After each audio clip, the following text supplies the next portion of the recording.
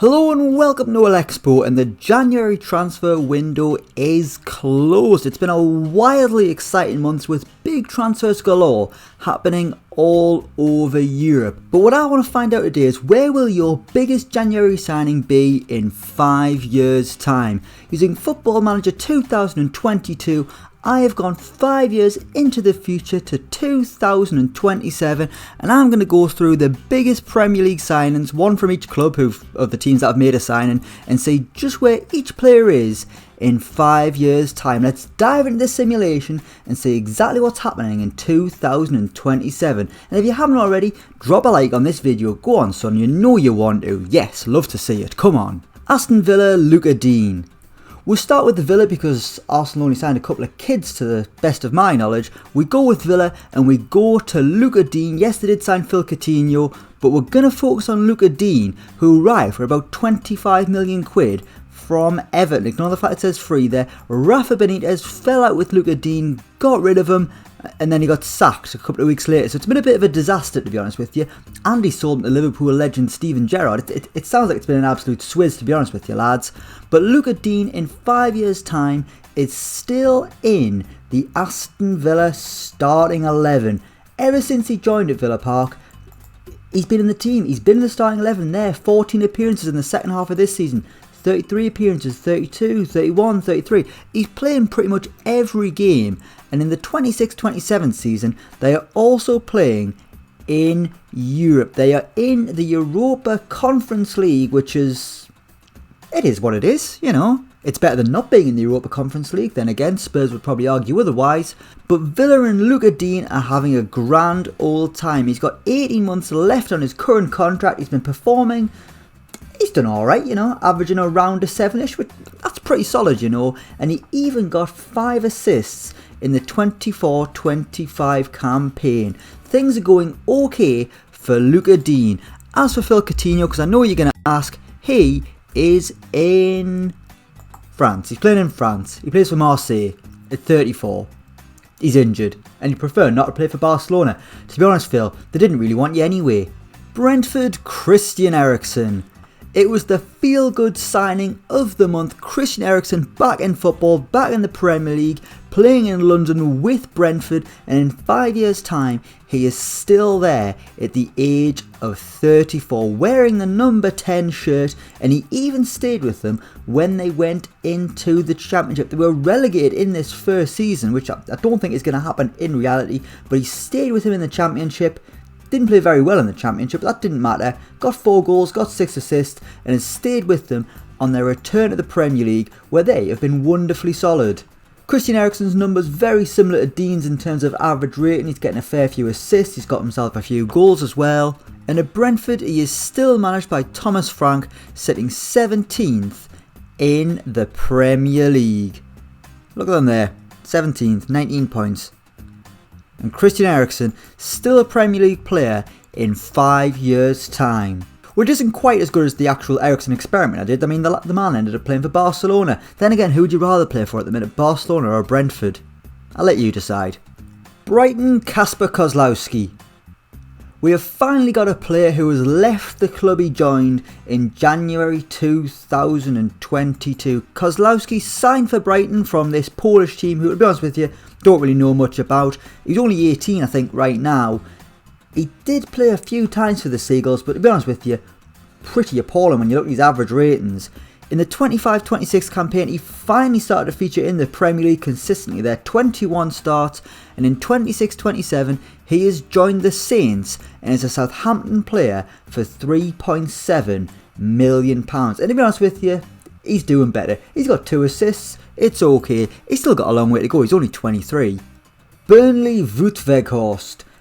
A very, very exciting deadline day signing by Burnley. They replaced Chris Wood with Wout Weghorst. Don't know why I'm putting a weird accent on there. And he is still at Burnley in 5 years' time, 34 years old. And he has been an absolute machine in front of goal for the Clarets. He kept them up in 21-22, hitting an incredible 11 goals in 14 appearances. He got 18 in his second season, 17 in his third, 16 in his fourth. Then in 25-26, 20 goals in 37 Premier League appearances. In 26-27 he's doing just as well, 14 goals in 22 appearances, and based on this, why on earth didn't Burnley sign him sooner? We thought Chris Wood was good on FM, but forget about him. Wout Weghorst is the man for Burnley, the number 9 on his back, and scoring an absolute bucket load of goals in a claret shirt. Good on you, Wout, son, well done. Crystal Palace, Luke Plange. Okay, Palace weren't really busy in January because they'd done all their really good business in the summer. They did make Jean-Philippe Mateta a permanent Eagle, but I'm going to focus on Luke Plange, who arrived from Derby County. Derby in a perilous position. Palace helped them out by signing one of their players. I mean, it didn't happen on this game because he went for free. And in 5 years' time, the poor lad's playing in the National League. He didn't play a single minute of competitive football for Crystal Palace. In 2024, he joined Bromley for just £3,700, an absolute minimal fee, and he wasn't very good there, and even though he did make it into Sky Bet League 2. And in January 2027, he's playing for Kidderminster Harriers in the Vanarama National League. Luke Plange, not one for the future, based on FM22. Everton, Dele Alli. Another massive signing on transfer deadline day. It was exciting to see Dele Alli get himself a move, get himself away from Tottenham, and now he's at Everton, where hopefully he can rebuild his career. But on this simulation, it was a career that actually took him into the Championship. To be fair to Ali, brilliant ever since he joined Everton. You can see there, in the season before they went down, 10 goals, 9 assists. Every season in the Premier League for Everton, Dele Alli got a combined at least 10 goals and assists in the Premier League. That's a pretty good little tally. But in 2026 they were relegated, going into the Championship. But Ali had done enough to earn himself another Premier League move, signed by West Ham for £32 million. He's thriving for the Hammers, and he's earning £105,000 a week. Finally, Dele Alli's career is back on track, but he hasn't been able to force himself back in the England squad, still sitting on 37 caps and 3 goals for his country. Liverpool, Luis Diaz. This is another huge January transfer. Liverpool came out of nowhere to sign the Colombian winger Luis Diaz from Porto. I think it's an initial £37 million, and in 5 years' time he's still at Anfield. He's doing pretty well, to be honest with you. Doesn't look like he's a regular starter there, which is fair enough considering they've got Diogo Jota, Sadio Mane, Mo Salah, all the boys. But Luis Diaz, with the number 6 on his back, which is quite a strange number for a left winger, he's doing pretty well, to be honest with you. Every season his average is above a 7. But what's his most starts in the Premier League? So in the second season there he got 15 starts. That looks like it's been his best. In the most recent season he's doing okay, 13 starts out of 18 appearances so far. He's scoring a fair few goals, he's getting himself a few assists, and he's even won himself a few trophies. He has won, what's he won? Champions League, Super Cup, League Cup, doesn't really count. It does count, that was rude. Another Champions League and an FA Cup in 2024. But a Premier League title continues to elude Luis Diaz. I don't know why I said it continues to elude him, he just hasn't won one. He's not going to do it this season because Liverpool is 7th in the Premier League. Jesus Christ. Manchester City, Julian Alvarez. He's gone back on loan to River Plate, or he's not going to sign until the summer. I'm not sure which way around it is. But this is an exciting signing by Manchester City. They have got themselves another Argentinian striker and a man who could be exceptional in the Premier League. But in 2027, he's a Liverpool player, and a Liverpool player who's on the transfer list. He's been deemed surplus to requirements at Anfield. How on earth did he end up there? Well, in a Manchester City shirt, he only made 5 Premier League appearances. Didn't start a single Premier League game for City. And he was sold in 2023, going to Roma for 13 million, where at least in fairness to him, he did score a few goals. He's back in the Premier League, joined Liverpool for £27 million in 2025, where he did play in the top flight, 4 goals in 23 appearances, average rating just below a 7, which it's not awful, but it's not the kind of the elite level we're expecting. And now, in the most recent season, all he's got is 3 cup appearances. And they were substitute appearances as well. It's going absolutely awful for Julian Alvarez. City, you shouldn't have bothered. To be honest with you, I think FM are going to be wrong in this case, but we'll see. We'll see in 5 years. We'll meet back here. Newcastle, Bruno Guimaraes. One of the most exciting signings of the January transfer window. I feel like I've said that a million times in this video, but this is the one I am absolutely buzzing about. Bruno G. It's St James's Park. 40 million quid, a blockbuster signing by the new Newcastle owners, and based on this, it has not been a mistake at all. The only season he hasn't been doing well is the current one. Only 10 appearances. Has he been injured maybe? He's not sure. We could just find out.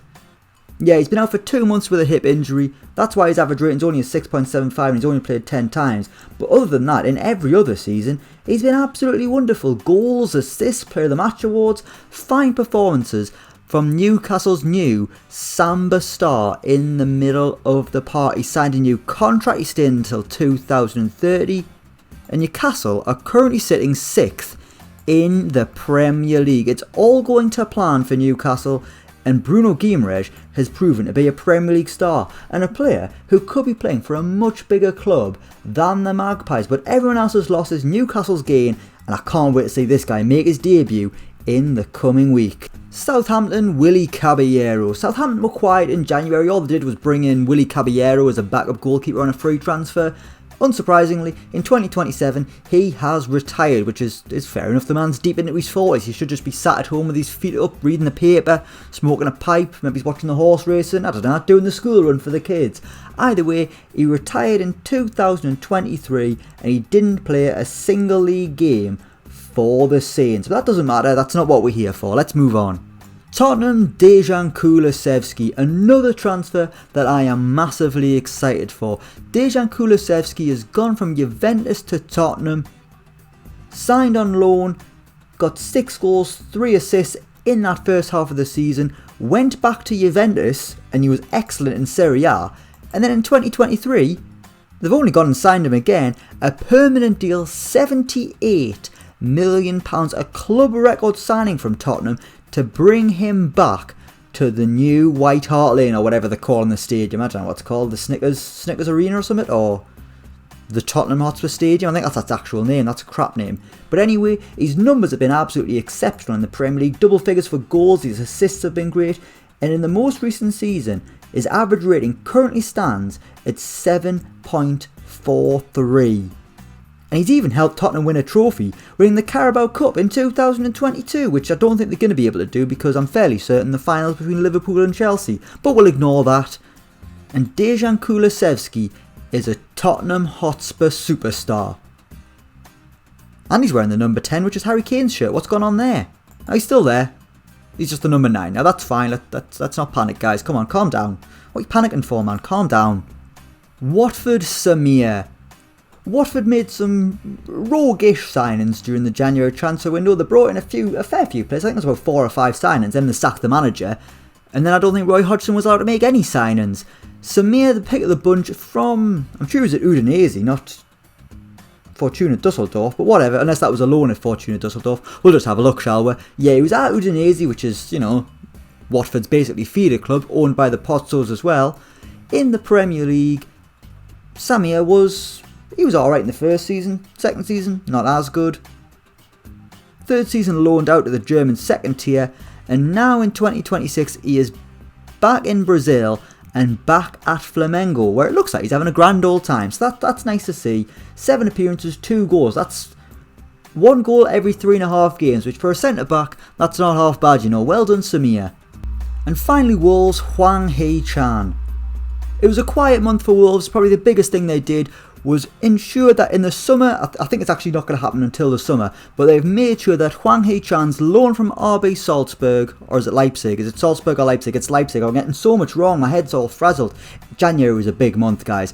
Anyway, he is signed at Wolves permanently. What has been going on? Well, they've yo-yoed between the Premier League and the Championship, and he just hasn't been very good.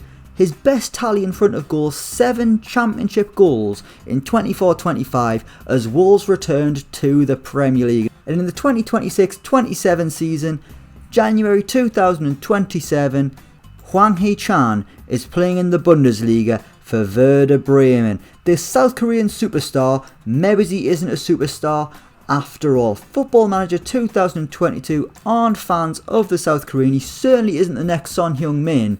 And in 2027, the poor bloke's on loan in the Bundesliga. Don't know why I said that as if it's a bad thing. Werder Bremen's probably nice. I've never been to Bremen. I bet the beer's fantastic. But we will leave it there. That is how the biggest January Premier League signings are doing in 5 years into the future. Let me know what you think down in the comments below. As always, don't forget to like, share and subscribe to Elecspo. And until next time, we will see you around.